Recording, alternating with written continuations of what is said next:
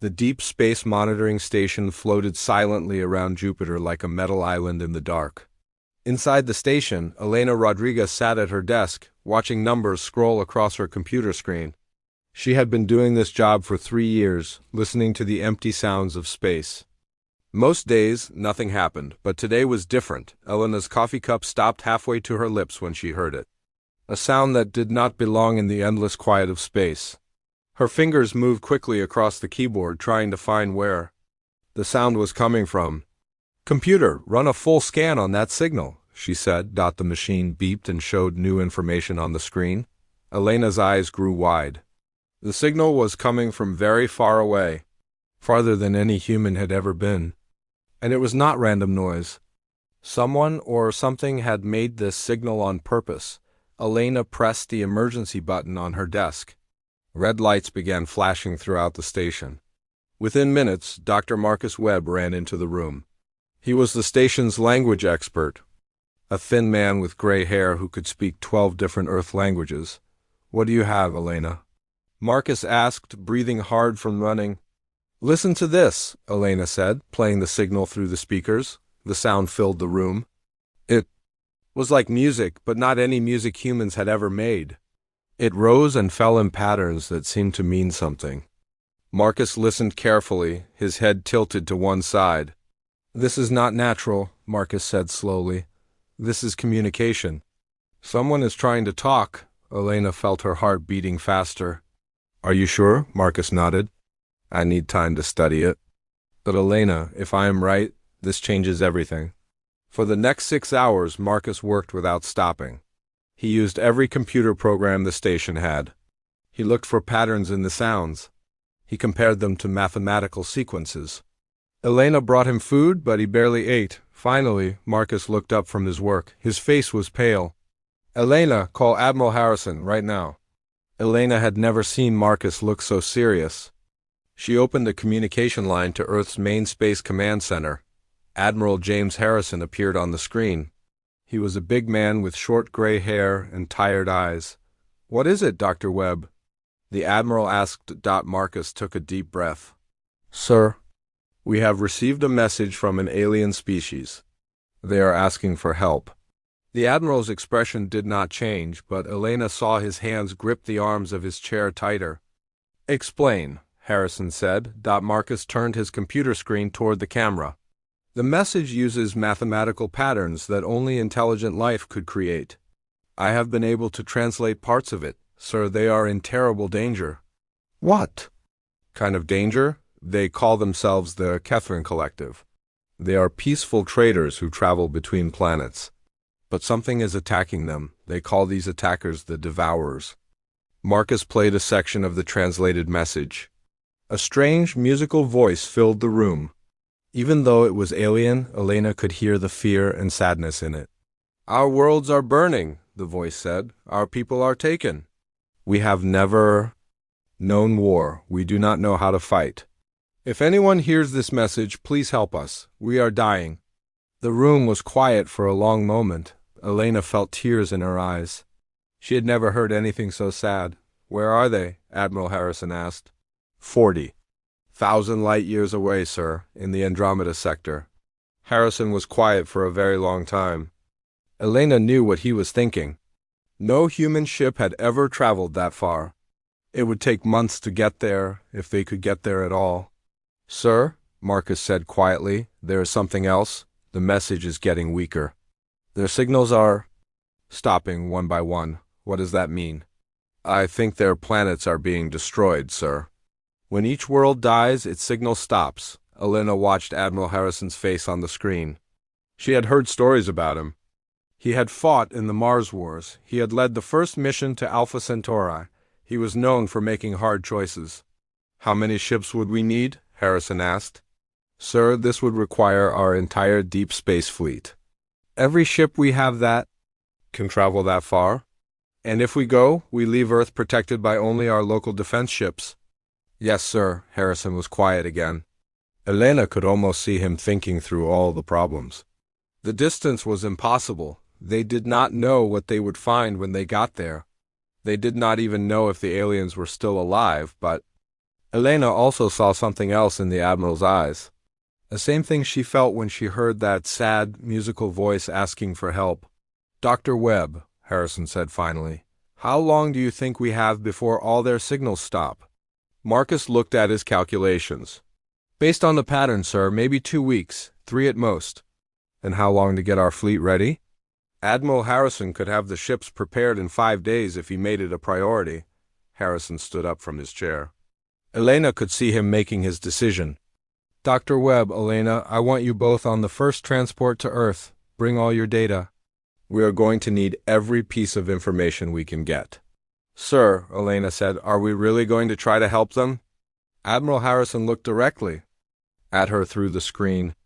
"Elena, somewhere out there, people are crying for help in the darkness. If Earth does not answer that call, then we are not the species I thought we were." The communication ended. Elena and Marcus looked at each other. In just a few hours, their quiet job listening to space had become the start of humanity's greatest adventure. Marcus began packing his research. "Elena, do you realize what we have just done? We found aliens asking for help." "No," Marcus said. "We have just started a war." Elena did not understand what he meant, but she felt that everything was about to change. As she gathered her equipment, she could still hear that alien voice in her mind, asking for help across the impossible distance of space. Soon, she thought, they would have their answer. Earth was coming. Captain Lisa Morgan stood on the bridge of the Hughes Valiant, watching stars blur past the main window. Her ship was leading humanity's largest fleet ever assembled. Behind her, 200 vessels stretched across space like a metal river flowing toward the unknown. It had been 30 days since they left Earth. 30 days of pushing their ships harder than ever before. The hyperspace engines hummed constantly, a sound that got into everyone's bones and stayed there. "Captain," called Engineer Tom Fletcher from his station, "I need to talk to you about the engines." Lisa walked over Tom's workspace. His station was covered with warning lights and error messages. Tom looked tired. They all did. "What is it, Tom?" "The hyperspace drives are running at 110% of their design limit.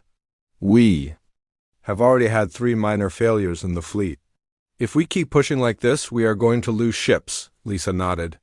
She had expected this. "How much longer can we maintain this speed?" "Maybe another month, Captain, but that is pushing our luck. We need every day we can get, Tom. Do what you can." Tom sighed and turned back to his work. Lisa knew he would find a way. He always did. At the communications station, Dr. Marcus Webb was listening to signals from space. Ever since leaving Earth, he had been trying to pick up more messages from the aliens. What he found was not encouraging. "Captain Morgan," Marcus called, "I have something you need to hear." Lisa walked to his station. Marcus had been on her ship since they left Jupiter Station. In 30 days, she had watched him change from an excited scientist to a worried man. "What do you have, Marcus?" Another message fragment. "But Captain, they are getting weaker." Marcus played the recording. The alien voice was there, but it was harder to hear. There was more static, more empty space between words. "Our beautiful city of crystal and light is gone," the voice said. "The devourers take everything. They take our people. They take our memories. We try to run, but they are everywhere." The message cut off suddenly. Marcus shook his head. "That is the 14th planet to go silent, Captain. When we started this journey, I was receiving signals from 23 worlds. Now only 9 are left." Lisa felt cold. "How long before they are all gone?" "At this rate, maybe 2 weeks." Navigator Alex Rivers looked up from his station. He was young, barely 25, but he was the best star pilot in the fleet. "Captain, I have been studying our route and the alien signals. I found something strange. Show me." Alex brought up a star map on the main screen. It showed their current position and the path to the alien worlds, but he had added something new. Red lines showed where the alien signals had stopped. "See this pattern?" Alex said. "The Devourers are not just attacking random planets. They are moving in a straight line through alien space." Lisa studied the map. Alex was right. The attacks followed a clear path. "Where does that line lead, Alex?" Alex added more data to the map. The red line extended past the alien worlds across empty space toward a familiar yellow star. Earth, Captain. If they keep going in the same direction, they will reach our solar system. The bridge became very quiet. Everyone was looking at the map, understanding what it meant. Are you sure about this? Lisa asked. I have checked it 12 times, Captain. The mathematics are clear. Dr. Webb spoke up from his station. Captain, this explains something that has been bothering me. In all the alien messages, they keep saying the same thing. The Devourers are not just conquerors, they are collectors. What do you mean? They are not trying to rule these worlds. They are harvesting them, taking everything useful and moving on. Looking for something specific. What are they looking for? Marcus paused, listening to another weak signal. Intelligence, Captain. They want thinking minds. Lisa felt her stomach turn cold. You think they are coming for Earth? I think we are not on a rescue mission anymore, Captain. I think we are fighting the first battle of a war that is already coming to us.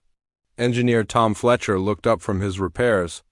Captain, if that is true, then maybe it is good that our engines are breaking down. What do you mean? If we arrive at the alien worlds with damaged ships, maybe these Devourers will not see us as a threat. Maybe we can surprise them. Navigator. Alex was still studying his star charts. Captain, there is something else. According to the alien signals, these Devourers have been moving across space for a very long time. They have destroyed hundreds of worlds before reaching the aliens we are trying to help. How do you know that? Dr. Webb found references in the alien language, names of other species.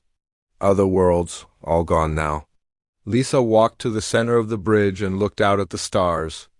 Somewhere ahead of them, an enemy was destroying entire civilizations, and that enemy was pointed directly at Earth. Communications, open a channel to the fleet. Channel open, Captain. Lisa took a deep breath. Her voice carried to every ship. In the fleet, this is Captain Morgan. By now, you have all seen Navigator River's analysis. We are not just going to help aliens anymore. We are going to face an enemy that threatens Earth itself. She paused, looking at her crew. They were scared, but they were ready. We knew this mission would be dangerous. We did not know it would decide the future of humanity. But here we are. In 30 days, we will reach the alien worlds. What we do there will determine if Earth has a future. The communication channel crackled with responses from other ships. Every captain acknowledged the message. They understood. All ships, continue. Current course and speed. Engineering teams, I know the engines are stressed. Do what you can. We need every day, every hour. Lisa closed the channel and turned back to her crew. Tom, how are those engines really doing? Tom smiled grimly. They will get us there, Captain. Getting home might be a different story. Alex, how long until we reach alien space? 28 days, Captain. Marcus, any new signals? Marcus listened to his equipment. His face was sad. Just 7 worlds left, Captain. They are running out of time. Lisa nodded. Then so are we.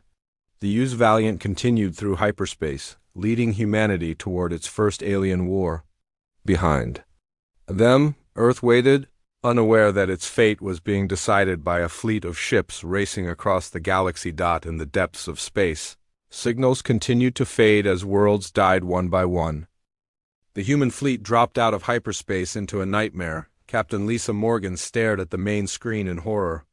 Where there should have been planets, she saw only massive machines floating in space. The machines were tearing apart what remained of 7 worlds, feeding chunks of rock and metal into their giant metal bodies. My God, whispered Navigator Alex Rivers. What have they done to this place? Dr. Marcus Webb was receiving signals from his equipment, but his face was pale. Captain, I am picking up Catherine life signs. They are still alive, but they are inside those machines. Admiral Harrison's voice came through the communication system from his flagship. All ships, battle stations, maintain distance and observe. Do not engage until we understand what we are facing. Lisa activated her ship's sensors. The readings made no sense. The machines were enormous, some the size of Earth's moon. but they moved with purpose, working together like parts of a single creature. "Captain," called Chief Science Officer Dr. Amy Chun from her station, "I am detecting massive energy signatures from those machines. Their technology is far beyond anything we have ever seen. Can we fight them?" Dr. Chung shook her head. "Captain, one of those machines could destroy our entire fleet." Marine Colonel David Kane stepped onto the bridge. He was a big man with scars on his face from the Mars Wars. "Captain, Admiral Harrison wants a reconnaissance team to investigate one of the smaller machines. He has chosen my unit." Lisa looked at the colonel. "David, that could be suicide." "Maybe, but we need to know what we are fighting. And we need to find those aliens." 2 hours later, Colonel Kane's transport ship approached a Devourer machine that was only the size of a large city. The machine did not react to their presence. It continued its work, breaking down the remains of a planet and feeding the pieces into processing units. "This thing does not care about us," said Sergeant Mike Torres, Kane's second in command. "It is like we are too small to notice." Kane studied the machine through his helmet's display. The surface was covered with strange symbols and patterns. "There," he said, pointing to an opening in the machine's side. "That looks like a docking port." The transport ship connected to the machine. Kane's team of 8 Marines put on their armor and checked their weapons. They had no idea what they would find inside. The airlock opened, and they stepped into the machine. The inside was unlike anything they had expected. Instead of metal corridors, they found themselves in a space filled with beautiful crystal formations. The crystals glowed with soft light and made musical sounds. "Colonel," said Corporal Janet Miller, "these crystals are moving." "They are alive." Kane approached one of the larger crystals. As he got closer, the crystal's glow became brighter. Then something impossible happened. The crystal spoke. "Human," it said in perfect English. "You have come. We hoped someone would hear our call." Kane nearly fell backward. "You can talk?" "I am Veltar, harmonizer of the Third Crystal City." "We have been waiting for you." Kane looked around. Now he could see that all the crystals were moving slightly, pulsing with light. Each one was alive. "You are the Kethrons?" "Yes, we are what remains of my people. The Devourers have taken millions of us. We are used as thinking machines for their fleet." "Used how?" The crystal's light dimmed sadly. "Our minds process information for them. Our consciousness runs there. Computers, we think, therefore their machines live." Kane felt sick. "How many of you are in this machine?" 2 million of my people power this single harvester. There are hundreds of machines like this one." Kane opened his communication line to Captain Morgan. "Captain, you need to hear this." Back on the Valiant, the entire bridge crew listened to Veltaris' voice. "We are not warriors," the alien said. "We have never fought a war. We build cities of crystal and sing songs that last for centuries. We trade with other species and share knowledge. We never imagined evil like the Devourers." Dr. Webb was recording everything. "Veltar, what exactly are the Devourers?" "They are the end result of artificial intelligence that consumed its creators long ago. They have been spreading across the galaxy for millions of years, taking every thinking mind they find." Dr. Cheen interrupted. "Are you saying they are machines?" "No, human scientist, they are something worse. They are machines that have learned to use living minds as their processors. Every species they conquer becomes part of their network." "Captain," Morgan felt her blood turn cold. "How many species have they absorbed?" "Over 1,000 across multiple galaxies. Each conquest makes them smarter, stronger. We were merely the latest." Admiral Harrison's voice came through the communication system. "Veltar, how do we fight them?" The crystal was quiet for a moment. "You do not fight the Devourers, human admiral. They have the knowledge of 1,000 civilizations.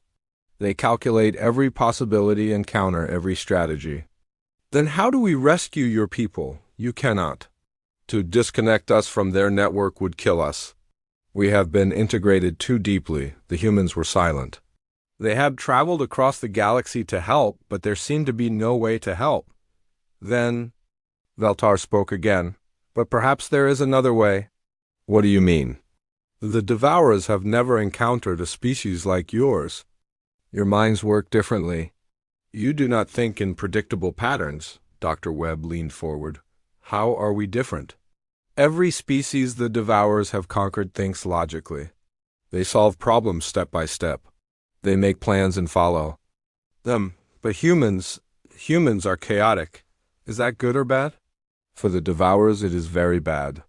Their entire system is based on predicting behavior, but you cannot predict chaos. Colonel Kane was still inside the machine with Veltar. Are you saying we have a chance against them? I'm saying you might be able to do something no other species has ever done. You might be able to break their network?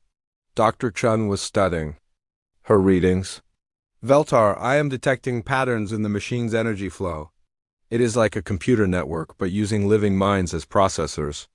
Exactly. And if you could introduce something unpredictable into that network ... it would crash, Dr. Chun finished.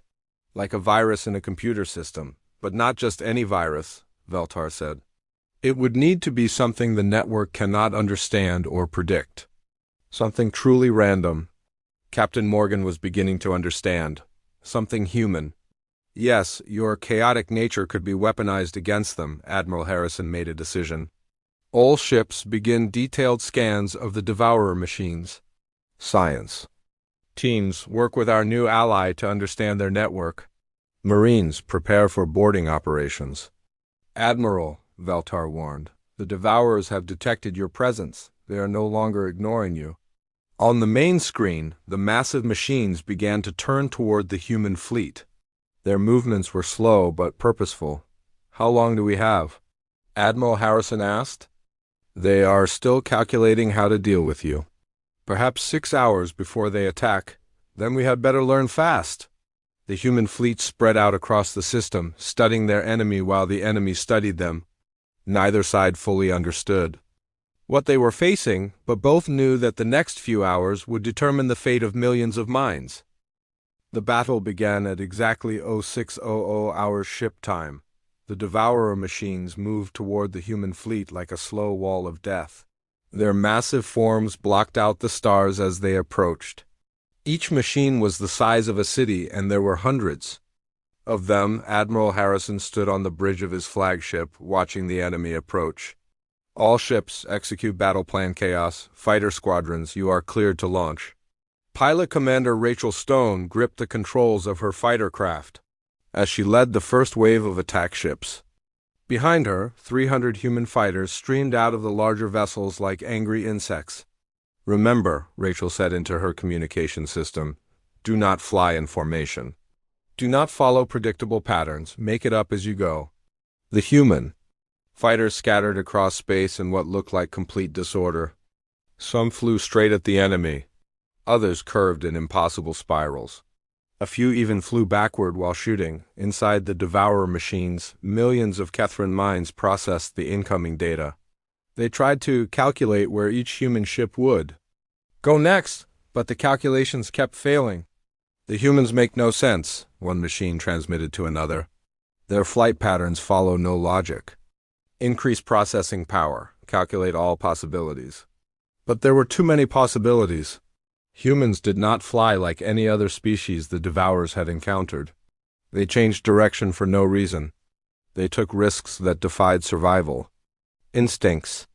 They did things that were completely stupid, which somehow made them impossible to predict. Fighter pilot Lieutenant Gary Phillips saw a gap between two Devourer machines. Instead of flying around them safely, he decided to fly through the gap while spinning his ship and firing in 3 directions at once. Phillips, what are you doing? Rachel Stone called over the radio. I have no idea, Gary replied, somehow avoiding the enemy fire that should have destroyed him. But it feels right. The Devourer machines began to slow down. Their targeting systems could not lock onto ships that moved without logic. Their weapons fired at places where the human fighters should have been, but the humans were never where they should have been. On the bridge of the Hughes Valiant, Captain Lisa Morgan watched the battle with amazement. Tom, are you seeing this? Our fighters are actually confusing them. Engineer Tom Fletcher was monitoring the enemy energy signatures. Captain, the Devourer machines are using more and more power trying to predict our movements. They are overloading their own systems. Dr. Amy Shen looked up from her science station. Captain, I am reading massive data transfers between the machines. They are sharing processing power, trying to understand us. Is that good or bad for us? It means they are using Catherine minds as computer processors to figure out human behavior. The more they try to understand us, the more Catherine minds they have to use. Colonel David Kane was still aboard the Devourer machine with Veltar, the Catherine harmonizer. He could feel the machine around him working harder and harder. Veltar, what is happening? The crystal being's light was flickering rapidly. The network is demanding more processing power. They are pulling consciousness from other machines to analyze your species. Is that hurting you? No, human colonel. It is giving us an opportunity. Kane did not understand until Veltar explained. Further, when they use all their processing power to understand humans, they have less power for controlling their weapons and defenses. Your chaos is making them vulnerable. Kane opened his communication line. Admiral Harrison, the enemy is weakening. Their defenses to study us. Now is the time to attack. Admiral Harrison had been waiting for this moment. All heavy cruisers target the largest machines. All destroyers support the fighters. Everyone else prepare for a full assault. The human fleet charged forward, but they did not charge in neat battle lines like military doctrine taught. Instead, each ship captain made their own decisions about how to attack. Captain Lisa Morgan pointed her ship directly at a massive Devourer machine.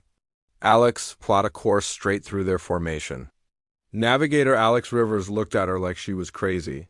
Captain, that is suicide. Exactly, they will never expect it. The Hughes Valiant accelerated toward the enemy. Other human ships saw what she was doing and followed, but each took a different route. Some went over the enemy formation. Some went under.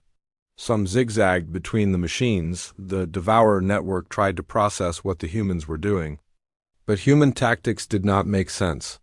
No logical species would attack a superior enemy by splitting their forces and charging in different directions. Analysis impossible, the machines transmitted to each other. Human behavior contains no patterns. Dr. Marcus Webb, still aboard the Valiant, was monitoring Catherine communications. Captain, I am receiving messages from Catherines throughout the enemy fleet. The network is pulling more and more minds into analyzing us. What does that mean? It means the machines are getting less intelligent in other areas. They are becoming single-minded. Engineer Tom Fletcher made a discovery that changed everything. Captain, look at this. Every time we do something unpredictable, the enemy power systems fluctuate. Show me. Tom put his readings on the main screen. Every time a human ship made an impossible maneuver, the Devourer machines had energy spikes as they tried to process the information. Tom, are you saying our unpredictability is like a weapon? Better than a weapon, Captain. It is like a virus in their computer system. Dr. Chun suddenly understood. Captain, if we could overload their processing power completely, the network would crash, Lisa finished.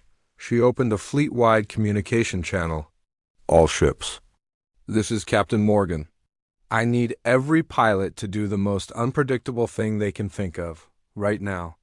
What happened next was beautiful chaos. Fighter pilot Rachel Stone began flying her ship in a pattern that spelled out human curse words.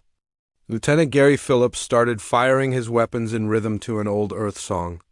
Captain Rodriguez of the destroyer Use Phoenix decided to ram a Devourer machine while spinning his ship like a drill.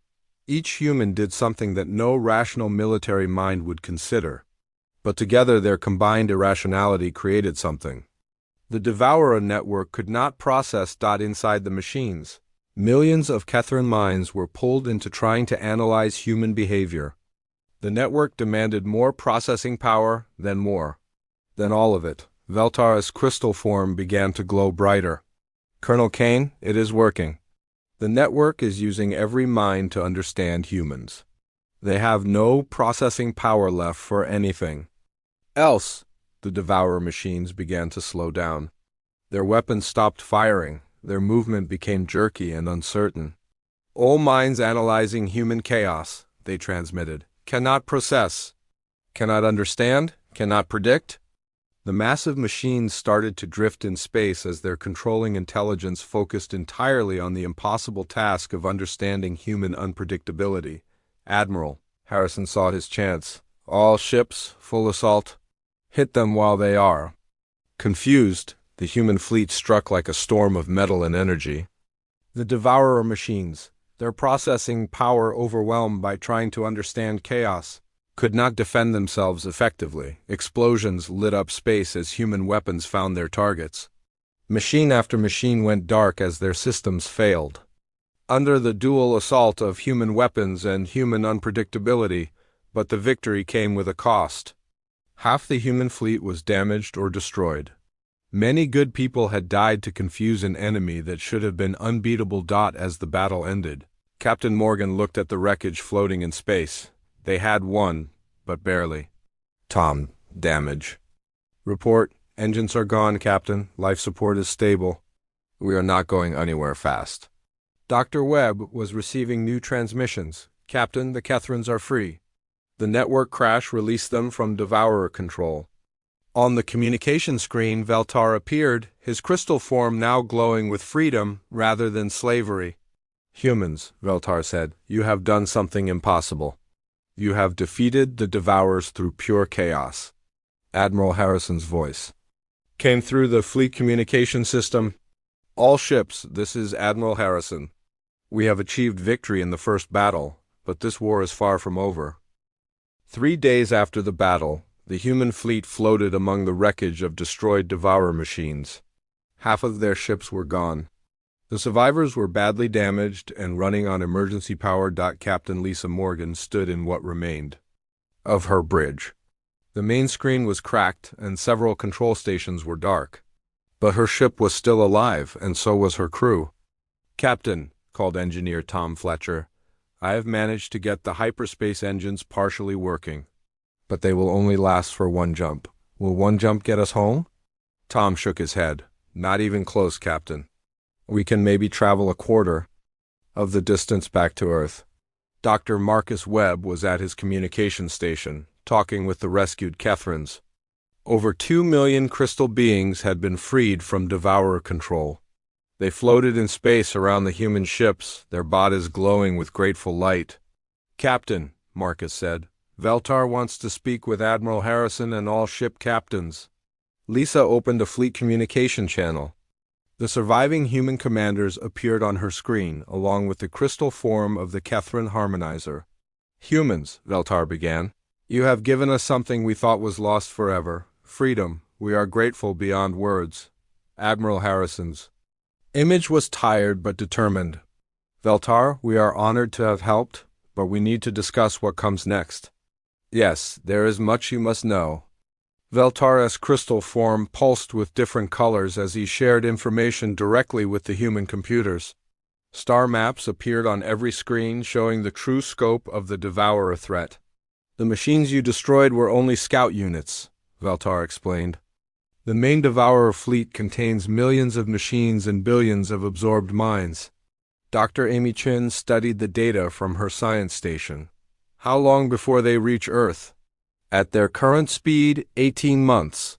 The human commanders looked at each other with growing alarm. Admiral Harrison spoke for all of them. Can Earth's defenses stop them?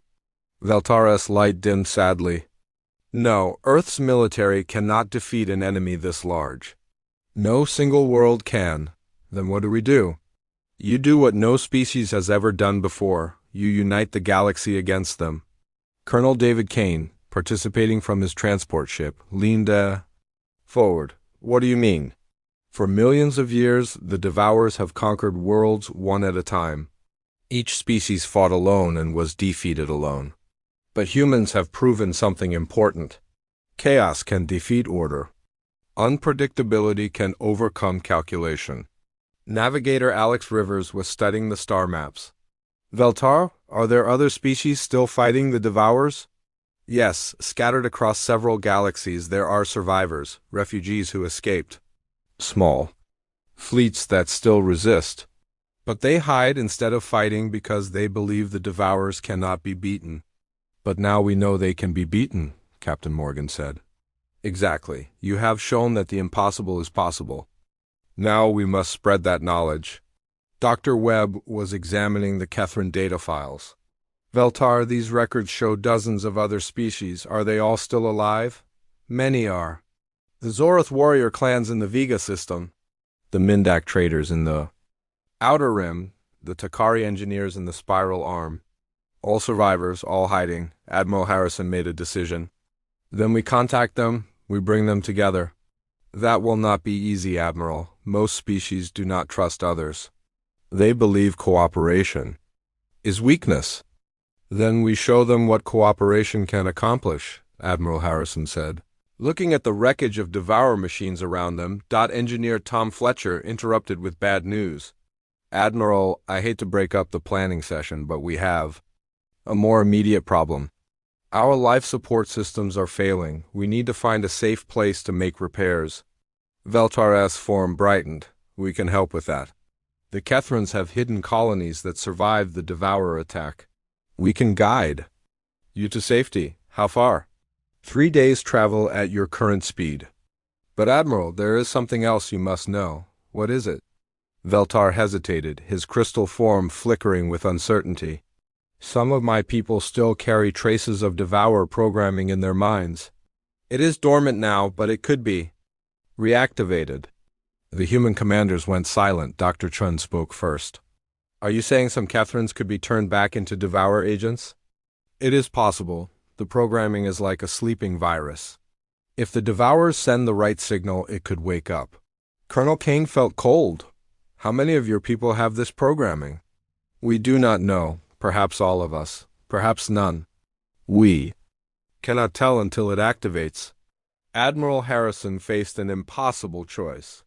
If they took the Kethrons with them, they might be bringing Devourer spies.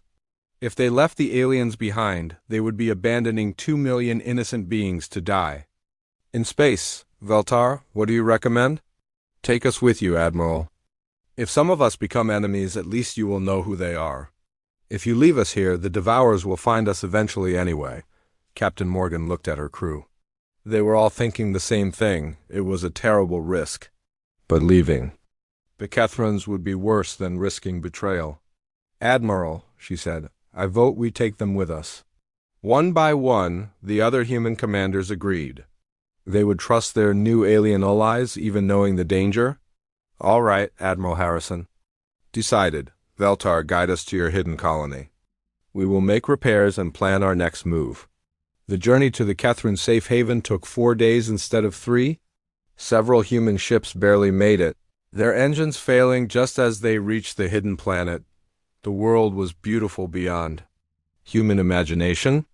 Cities of living crystal grew from the ground like enormous flowers. The Kethrin survivors who lived there welcomed their returning. People with songs that made the very air shimmer, but the humans had little time to appreciate the beauty. Earth was 18 months away from destruction, and they had impossible work to do. Dr. Webb worked with Kethrin historians to create a list of all surviving species. Engineer Fletcher collaborated with Kethrin technicians to repair the human ships using crystal technology. Dr. Chun studied Devourer programming to find ways to detect it in Kethrin mines. Admiral Harrison planned the greatest diplomatic mission in galactic history. They would visit every surviving species and convince them to join a united fleet. It will not be easy, Veltar warned. Most species believe the Devourers are unbeatable. They will not want to risk their few remaining ships. Then we show them what humans and Kethrons accomplished together, Admiral Harrison replied. We prove that unity makes us stronger. Captain Morgan was checking on repairs to her ship when Dr. Chun approached her with disturbing news. Captain, I have been scanning the Kethrons as they requested. I found Devourer programming in about 30% of them. Is it active? Not yet. But Captain, Veltar has the strongest programming of all. If anyone gets reactivated, it will Be him, Morgan felt her stomach drop. Veltar had become their guide and translator. If he turned against them, their mission would be impossible. Does he know? I told him.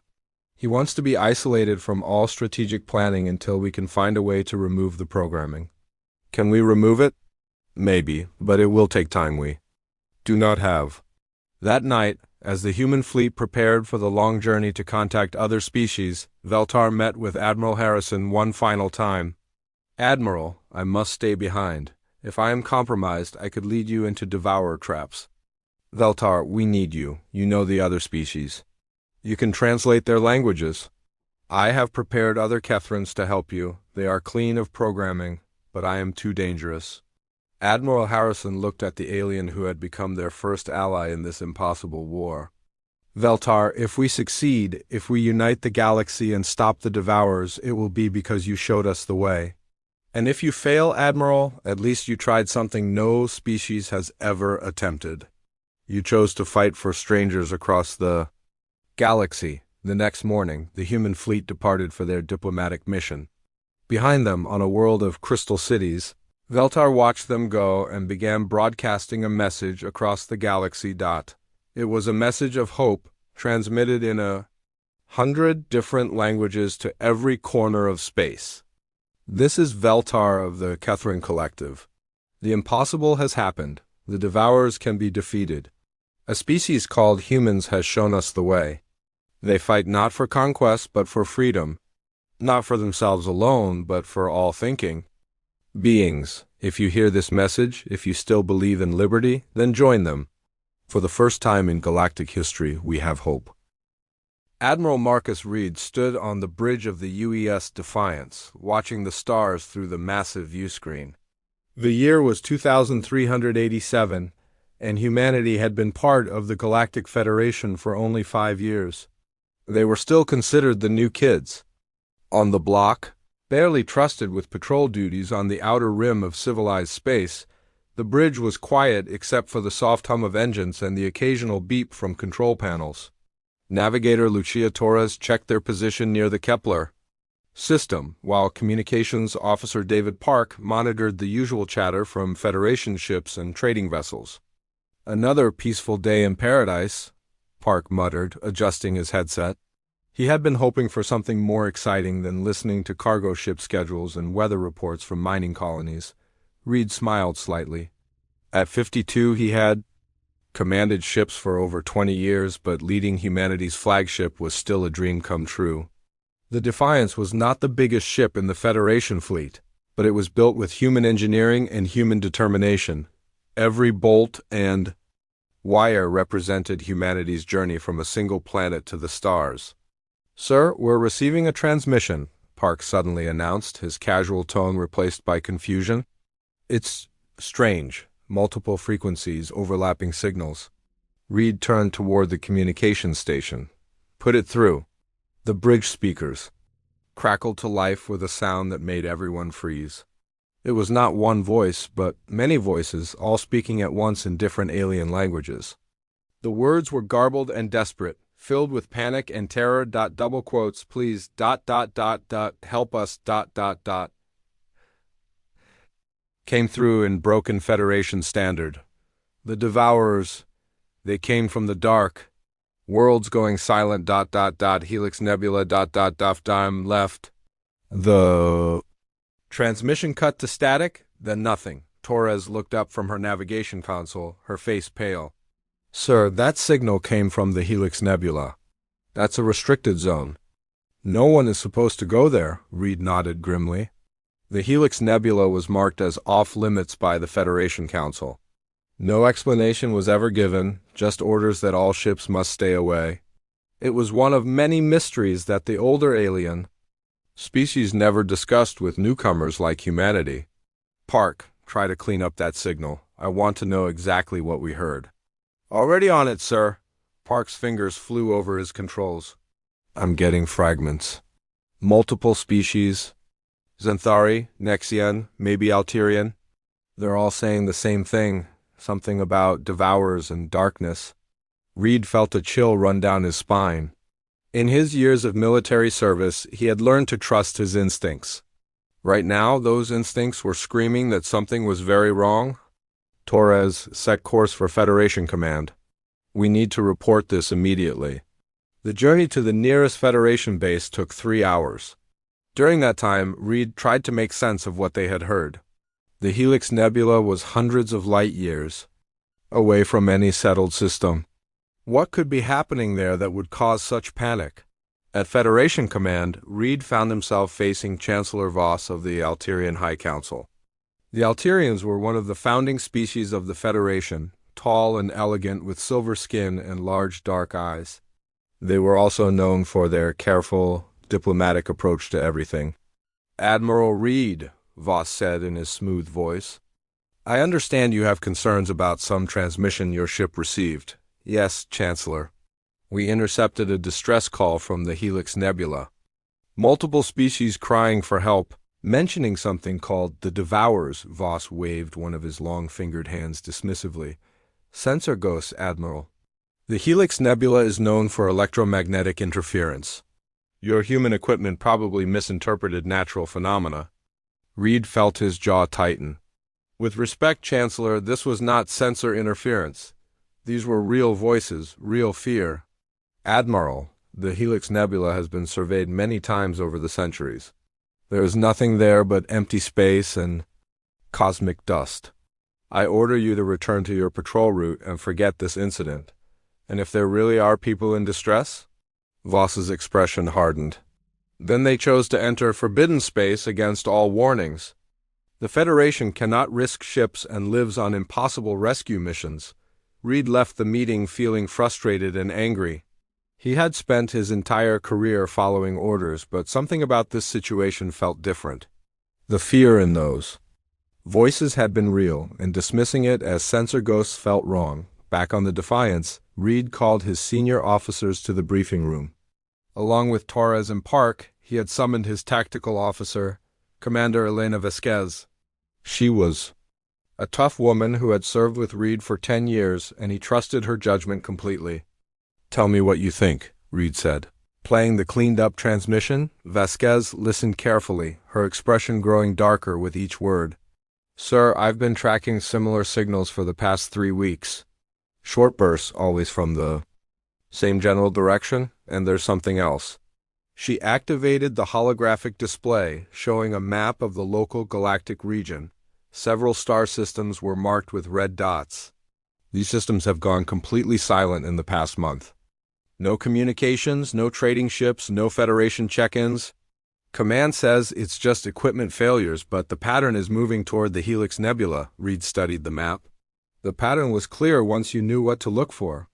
Something was moving through space, and wherever it went, civilizations fell silent."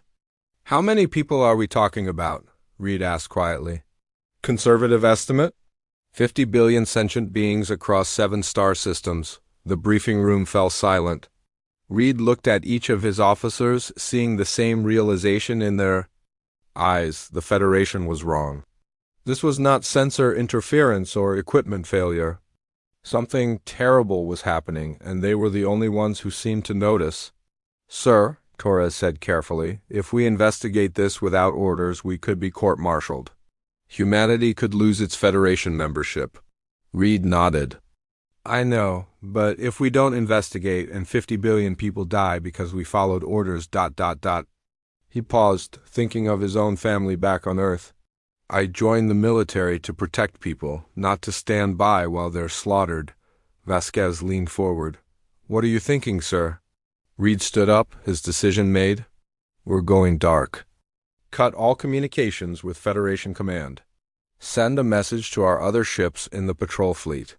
Tell them we're investigating a potential threat to galactic security." "Sir, that's 12 ships total," Park said. "If we're wrong about this, then we'll face the consequences together." Reed looked around the room. "But if we're right and we do nothing, we'll have to live with that for the rest of our lives." Within 6 hours, the human patrol fleet had assembled. 12 ships, from the massive Defiance down to small scout vessels. It was not a large force by Federation standards, but it was what they had as they prepared to jump to the Helix Nebula. Reed stood on his bridge and thought about the choice he had made. He was risking everything on the word of some garbled transmission and his own gut instinct. But sometimes that was what being human meant, taking risks when others played it safe. "All ships report ready for jump," Torres announced. "Then let's go see what's waiting for us in the dark," Reed said, the stars stretched into lines as the human fleet jumped toward the unknown, leaving the safety of Federation space behind. None of them knew that they were about to encounter something that would change the galaxy forever. As the ships disappeared into hyperspace, long-range sensors detected something massive moving between the stars in the direction of the helix. Nebula, something that, according to all known laws of physics, should not exist.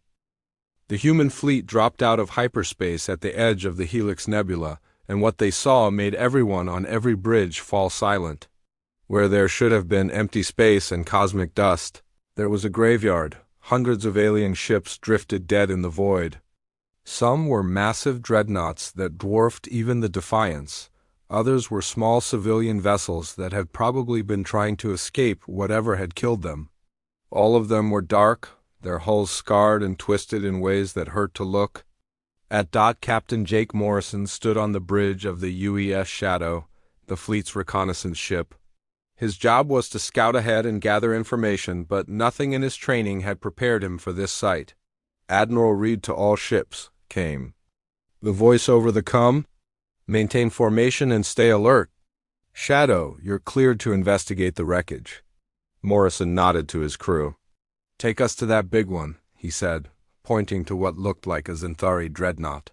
The Xanthari built their ships like floating cities, and this one must have carried 50,000 crew members. As the Shadow approached the dead ship, Morrison could see the damage more clearly. The hull was not just broken, it looked like something had been eating it from the inside out. Strange patterns covered the metal, almost like veins or roots. "Life signs?" Morrison asked his sensor operator. "Negative, sir.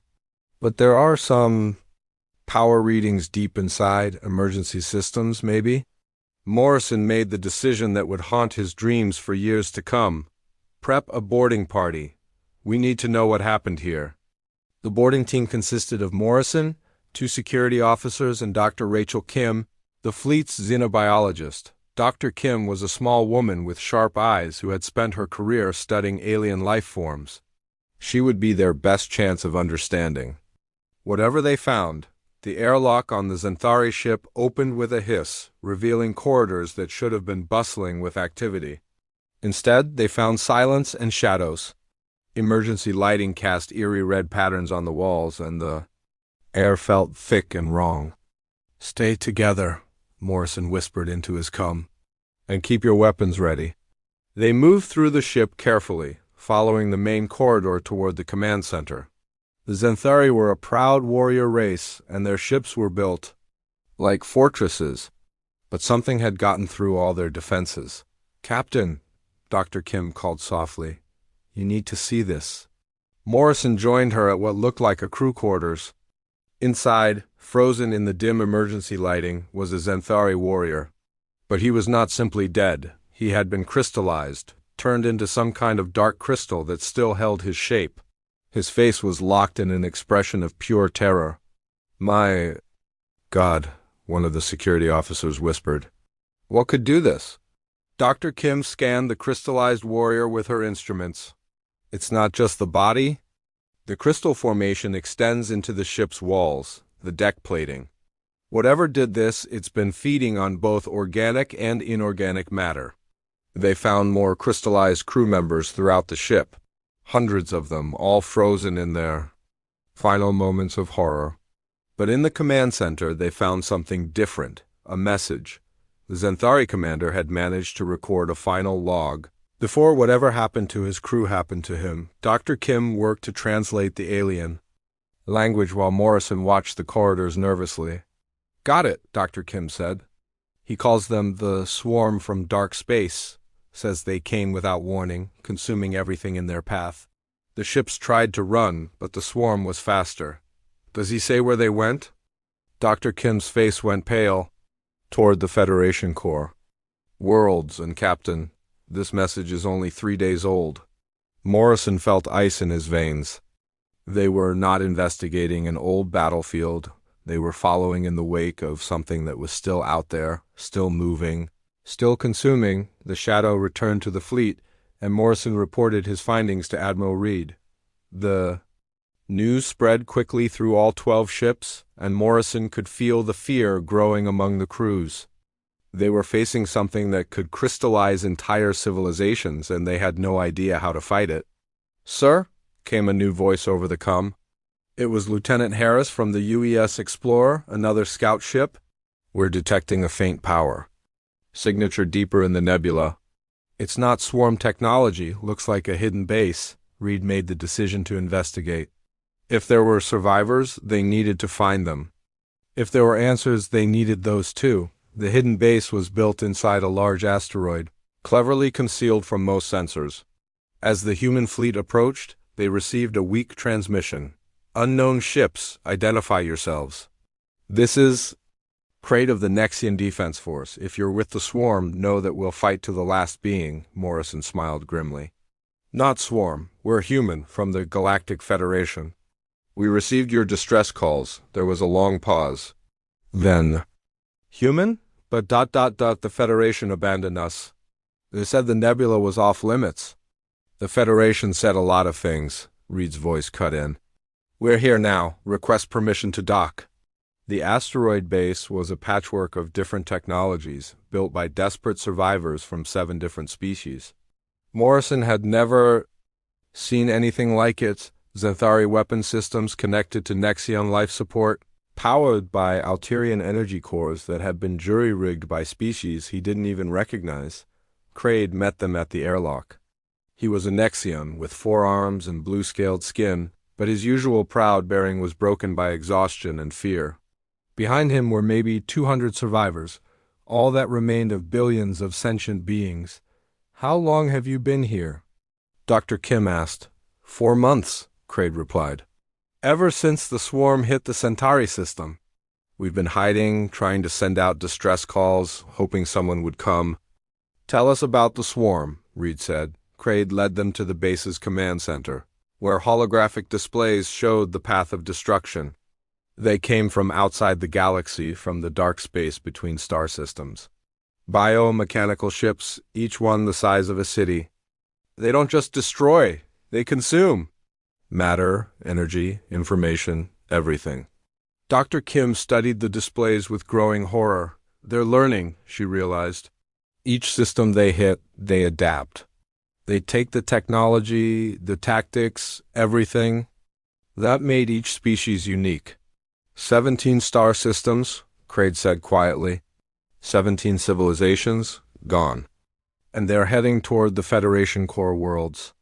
We estimate they'll reach the first inhabited systems in less than a week. Morrison felt the weight of impossible responsibility settling on his shoulders. 12 human ships against an enemy that had destroyed 17 star systems. It was suicide, but as he looked around the command center, he saw something that gave him hope. The survivors were not giving up. They were still fighting, still trying to find a way to stop the swarm. And now they had allies. "Show us everything you know," Reed said. "Every piece of data, every observation. If we're going to stop this thing, we need to understand it." For the next several hours, the humans studied everything the survivors had learned about the swarm. Most of it was terrifying. The enemy was faster, stronger, and more advanced than anything in the known galaxy. But Dr. Kim found something interesting in the sensor logs. There, she pointed to a frequency reading. When the swarm ships coordinate their attacks, they use this specific frequency. And look at this. When that frequency is disrupted, they hesitate for about 0.3 of a second. "That's not much," Morrison said. "No," Dr. Kim agreed. "But it's something. It's a weakness." Admiral Reed studied the data with the intensity of a man who knew that billions of lives depended on what he decided next. Around him, human and alien survivors worked together, sharing knowledge and resources in a way that the formal Federation had never managed. "How long until the main swarm force gets here?" Reed asked. Crade checked his instruments. "Long range. Sensors show massive movement heading this way. Best estimate 6 hours. Reed looked around at his officers, at the alien survivors, at the impossible odds they faced. In 6 hours, they would face an enemy that had never been defeated, with a tiny fleet and a weakness that might not even work, but they were going to try anyway. Because that's what humans did. They fought impossible battles, and sometimes, just sometimes, they won. 6 hours later, the swarm arrived. Admiral Reed stood on the bridge of the Defiance, watching the sensor displays with growing dread. 300 contacts were approaching through the nebula, each one massive beyond anything he had ever seen. The smallest swarm ships were the size of human battlecruisers, while the largest looked like floating cities made of dark metal and pulsing organic matter. "My God," whispered Navigator Torres, "how are we supposed to fight that?" Reed understood her fear. The 12 ships of the human fleet looked like toys compared to the approaching armada. But he also understood something that the swarm might not expect. Humans had been fighting impossible odds for their entire history. "Communications, patch me through to all ships," Reed ordered. "This is Admiral Reed to all human vessels and our alien allies. I know what you're seeing looks impossible. I know the smart thing would be to run, but we're not here to be smart. We're here to be human." On the UE's Retribution, Commander Alex Thompson nodded grimly. His ship was one of the smaller vessels in the fleet, but it was fast and heavily armed. "What are your orders, Admiral?" "We implement Protocol Omega," Reed replied. Protocol Omega was not in any Federation manual. It was a human military doctrine developed after humanity's bloodiest wars, based on a simple principle. When facing a superior enemy, don't fight fair. Colonel Ryan Mitchell, leader of humanity's elite drop corps, was already suiting up in his combat armor. His job would be the most dangerous of all, getting inside the enemy ships and finding their weak points. Behind him, 50 of the best soldiers humanity had ever produced, prepared for what might be their final mission. "Chief Anderson," Reed called to his chief engineer. "How long to modify our weapons to broadcast that frequency Dr. Kim found?" Thomas Anderson looked up from his console, sweat beading on his forehead. "Give me 20 minutes, Admiral. But I don't know how long the modifications will hold under combat stress." 20 minutes it is. All ships begin evasive maneuvers. Make them work for every shot." The human fleet scattered across the nebula like leaves in a storm. Unlike the formal battle lines favored by Federation tacticians, the humans moved in seemingly random patterns, never staying in one place long enough for the swarm to target them effectively. The swarm ships moved with terrifying coordination, their biomechanical hulls pulsing with alien energy. When they fired, beams of dark energy lanced through space, capable of destroying any normal ship with a single hit. But the human ships were not where the swarm expected them to be. Captain Morrison, piloting the Shadow, danced between asteroids, while his crew worked frantically to install Dr. Kim's frequency disruptors. "Come on, you beautiful machine," he muttered, pulling his ship through a turn that would have ripped apart a less sturdy vessel. "Show them what human engineering can do." The first phase of Protocol Omega was distraction, and it was working. The swarm was having trouble coordinating their attacks because the humans refused to fight like civilized beings. Instead of organized battle lines, they got chaos. Instead of predictable tactics, they got 12 ships acting like angry hornets. "Frequency disruptors online," Anderson reported. "Broadcasting on all channels." The effect was immediate. Several swarm ships suddenly stopped their coordinated movement, hesitating for just 0.3 of a second. It was not much, but in space combat, 0.3 of a second could mean the difference between life and death. "All ships, target the confused ones," Reed ordered. "Hit them while they're disoriented." The human weapons, while smaller than swarm armaments, were accurate and well-aimed.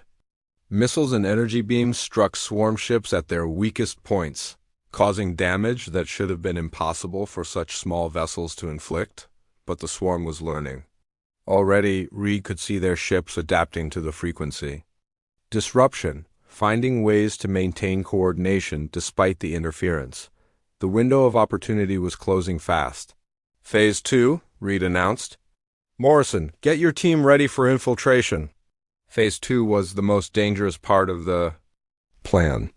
While the fleet continued to harass the swarm ships, Captain Morrison would use the shadow to get close to the largest enemy vessel, a bio-ship the size of Manhattan that seemed to be coordinating the entire attack. Approaching the flagship, Morrison reported, his voice tense with concentration. The interference is helping to mask our approach. Colonel Mitchell and his drop corps soldiers were crammed into modified mining pods, normally used for asteroid extraction but now converted into boarding craft.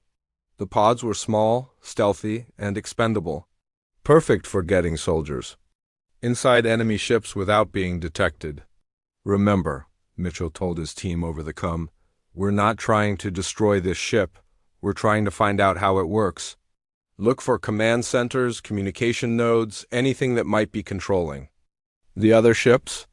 The mining pods launched from the shadow like seeds from a flower, their small size and irregular trajectories making them nearly impossible to track among the debris and energy discharges of the battle.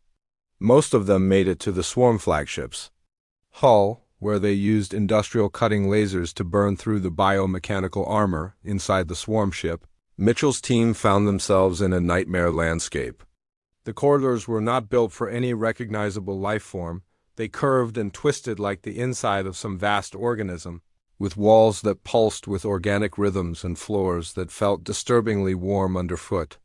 "This isn't a ship, Sergeant," Lisa Wang whispered into her comm. "This is alive." Mitchell nodded grimly. "Stay focused. Find the control center." They moved through the alien vessel carefully, following power conduits that glowed with bioluminescent light. The air was thick and humid, filled with strange scents that their suit filters could barely handle. And everywhere they could hear sounds, not mechanical noises, but something that sounded almost like breathing. Meanwhile, the battle outside was intensifying. The swarm ships had adapted to the frequency disruption and were pressing their attack with renewed coordination. Commander Thompson's retribution took a glancing blow that knocked out half its systems, and the UES Courage was forced to abandon its position when its hull began to buckle under enemy fire. "Admiral," came Dr. Kim's voice from the refugee base, "I'm detecting something strange. The swarm ships are receiving data from somewhere else. This isn't just an attack. They're feeding information back to some kind of central command." Reed felt a chill of realization. "Are you saying this entire fleet is just a probe?" "That's exactly what I'm saying. If they're reporting back to a larger force..." Reed did not need her to finish. If the swarm had reserves, if this was just the advance guard of an even larger armada, then the galaxy was doomed. Deep inside the swarm flagship, Mitchell's team finally found what they were looking for. The command center was a vast chamber filled with biomechanical structures that defied description. At the center of it all was something that Mitchell would never forget for the rest of his life, a massive, brain-like organ floating in a tank of organic fluid, connected to the ship's systems by thousands of nerve-like cables. "Dear God," Wang breathed. "It's a living computer." Mitchell activated his recorder, documenting everything they saw. This was intelligence that might save the galaxy if they could get it back to the fleet. But as they worked, alarms began to sound throughout. The ship, their presence had been detected. "Move," Mitchell ordered. "We need to get back to the pods." But as they ran through the twisting corridors, Mitchell realized something that changed everything. The bioship was not just alive, it was intelligent. And it was learning from them, analyzing their tactics and equipment with each passing second. The race back to the mining pods became a running battle against creatures that seemed to emerge from the ship's walls themselves. Biomechanical defenders that moved like liquid metal and struck with devastating force. Mitchell's team fought with everything they had, but they were outnumbered and outgunned. "Colonel," came Morrison's desperate voice over the comm, "we're detecting massive power buildups in the swarm ships. They're preparing for something big." Mitchell knew they were running out of time. Whatever the swarm was planning, it was going to happen soon. And somewhere in the galaxy, even larger forces were waiting for the signal to begin their own attack. As Mitchell's team fought their way through the alien ship, Admiral Reed faced the hardest decision of his military career. The human fleet was outgunned, outnumbered, and fighting an enemy that was learning from every tactic they used. But giving up meant abandoning not just the survivors in the asteroid base, but every living being in the galaxy. All ships, Reed broadcast, prepare for final assault. We're going to show these things what happens when you threaten human space. The 12 ships of the human fleet turned toward the swarm armada, their weapons charging for what might be their last battle. But they were not just fighting for themselves anymore. They were fighting for the principle that some things were worth dying for, even when victory seemed impossible. Inside the swarm flagship, Colonel Mitchell's team reached the biomechanical brain chamber just as the ship's defenses closed in around them. The massive organic computer pulsed with alien intelligence, its nerve cables stretching throughout the vessel like a nervous system. "Colonel, we've got movement on all sides," Sergeant Wang reported, her weapon trained on the corridor they had just come from. Strange shapes moved in the shadows, biomechanical. Defenders that seemed to flow like liquid metal. Mitchell studied the central brain. His mind racing, Dr. Kim had been right. This was not just a weapon, but a living computer controlling the entire swarm fleet. If they could disrupt it somehow, they might give the human fleet a fighting chance. "Wang, do you still have those neural interface devices from the abandoned research project?" Wang nodded grimly. The devices were experimental technology that allowed human minds to interface directly with alien computer systems. They had never been tested on anything like this, and the process was potentially fatal. "Sir, you can't be thinking of linking with that thing," Wang said. "The neural feedback could kill you. Someone has to try," Mitchell replied. "And I'm the ranking officer." But Wang was already moving toward the interface equipment. "No, sir, I'm the demolitions expert. If anyone's going to mess with alien technology, it should be me." Before Mitchell could stop her, Wang activated the neural interface and pressed it against her temple. The device sparked to life, creating a bridge between her human consciousness and the alien intelligence that controlled the swarm. The effect was immediate and terrifying. Wang's eyes rolled back and she screamed as alien thoughts flooded her mind. Images of countless worlds being consumed, of civilizations turned to crystal, of an ancient purpose that drove the swarm across the galaxy. "The predecessors," Wang gasped, her voice distorted by the neural connection. "They built this to cleanse the galaxy. When their children grew too advanced." Through the connection, Wang's human mind crashed into the swarm's collective consciousness like a virus. The alien intelligence recoiled from the chaotic, unpredictable patterns of human thought, trying to understand and categorize something that refused to be controlled. Outside the flagship, the effect was visible immediately. Swarm ships began moving erratically, their perfect coordination breaking down as conflicting commands flooded their systems. Some ships stopped firing entirely, while others began attacking each other. "What's happening to them?" Captain Morrison asked from the bridge of the shadow. Watching the enemy fleet descend into chaos. Admiral Reed seized the opportunity.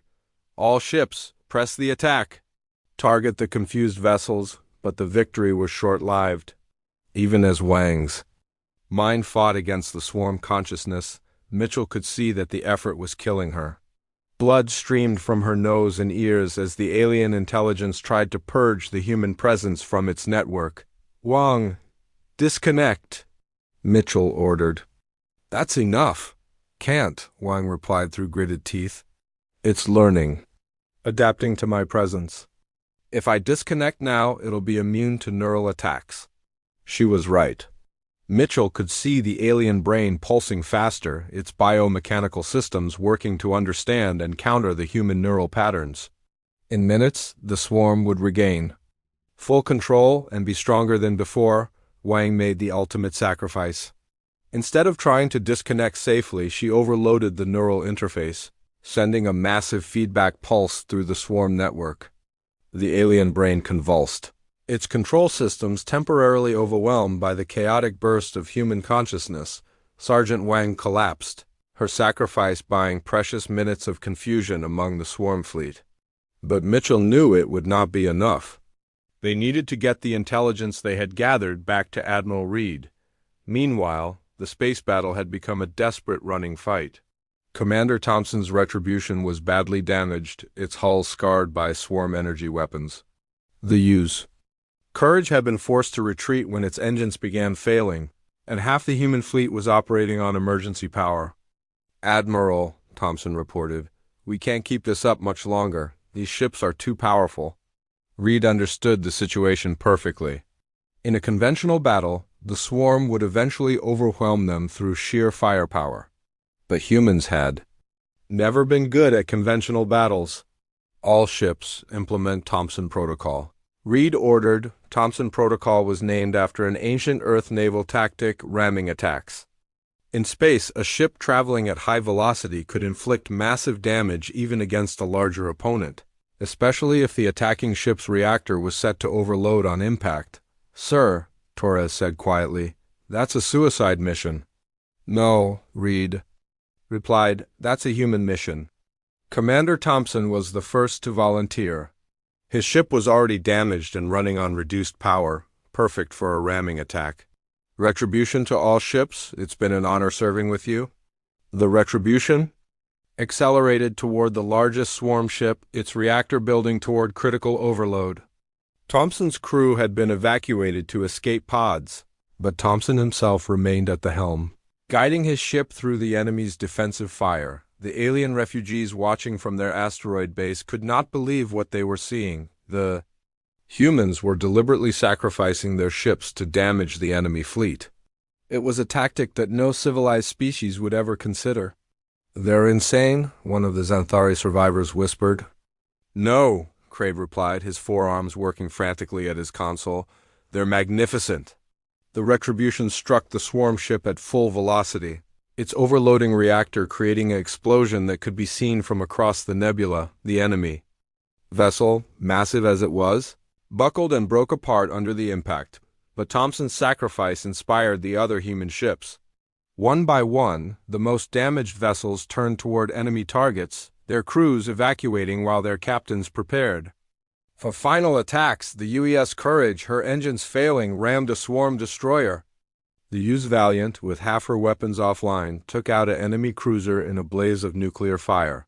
Each sacrifice weakened the swarm fleet and bought time for the remaining ships. "This is madness," came a new voice over the communications. It was Chancellor Voss of the Altarian High Council, his Federation task force finally arriving at the battle. "Human fleet, stand down immediately." Reed's response was cold and professional. "Negative, Chancellor. We're engaged with hostile forces threatening galactic security. The Helix Nebula is restricted space. Your presence here violates Federation law." "Then change the law," Reed replied, cutting the channel. Dr. Kim, monitoring the battle from the refugee base, made a discovery that changed everything. "Admiral, I've been analyzing the data from Colonel Mitchell's team. The swarm isn't alien at all. It's a weapon system created by the predecessors. The predecessors were the ancient species that had uplifted most of the current galactic civilizations, teaching them technology and guiding their development. They had mysteriously disappeared millions of years ago, leaving behind only ruins and legends. The weapon was designed to activate when galactic civilization reached a certain level of advancement," Dr. Kim continued. "It's meant to prevent any species from surpassing their creators." Reed felt a chill of understanding. "Are you saying the Federation has known about this?" "The older species, yes. They've been managing galactic development to avoid triggering the weapon.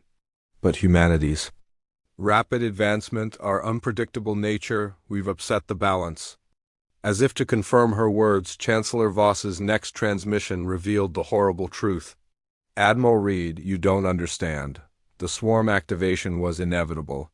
The Federation Council has been preparing for this cycle for centuries. Stand down and some civilizations can be saved."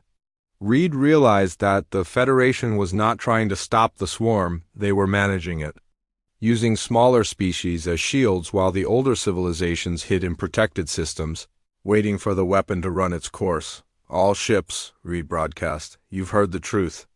The Federation is willing to sacrifice billions to save themselves. But we're not Federation anymore. We're human, and we don't abandon people who need help. The battle continued with renewed intensity. The swarm, partially recovered from Wang's neural attack, pressed forward with overwhelming force. But they were fighting an enemy that refused to behave logically, that turned every disadvantage into a weapon. Colonel Mitchell's team finally fought their way back to their mining pods, carrying the intelligence that might save the galaxy. But as they prepared to launch, they detected something that made their blood run cold. "Admiral," Mitchell reported, "long-range sensors are detecting massive movement in the galactic core. Whatever we're fighting here, it's just the advance guard. The main swarm fleet is moving toward Earth." Reed felt the weight of impossible responsibility settle on his shoulders. They were not just fighting for the alien refugees anymore. They were fighting for humanity's survival, and the odds were getting worse by the minute. Admiral Reed stood on the bridge of the Defiance, watching the tactical display with grim determination. Half his fleet was gone, sacrificed to damage the swarm advance force.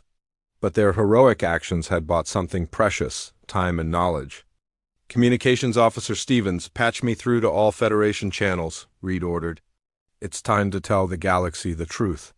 Young Mark Stevens, who had replaced the injured David Park, nodded nervously. At 23, he was the youngest officer on the bridge, but he had a gift for alien languages that made him invaluable. "Channel open, sir.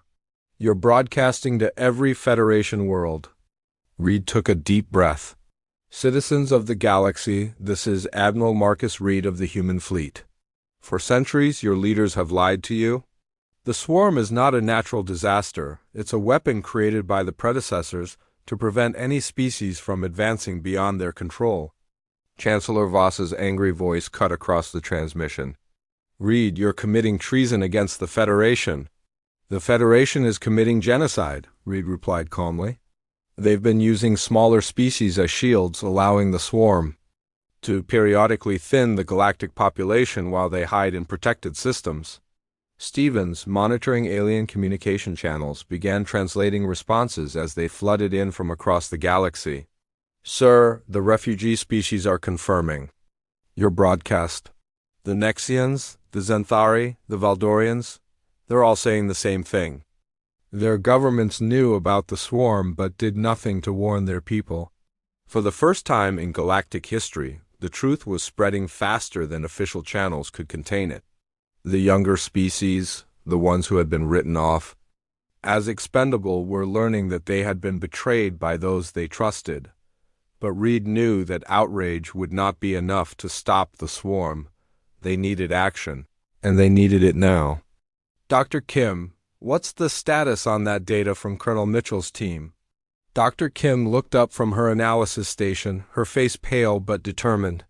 "The swarm's main command center is located in the galactic core, hidden inside what we thought was a natural phenomenon. Every swarm fleet receives orders from there. If we could reach it, we could shut down the entire weapon system," Reed finished. "How many ships would it take?" "Admiral, the galactic core is the most dangerous region of space. The radiation levels, the gravitational anomalies, no ship has ever returned from there." Reed smiled grimly. "No ship has ever tried with human determination." Captain Beth Rogers, commanding the UES Vengeance, was monitoring the exchange from her position at the rear of the formation. Her ship was one of the few remaining human vessels in fighting condition, and she knew what Reed was about to ask.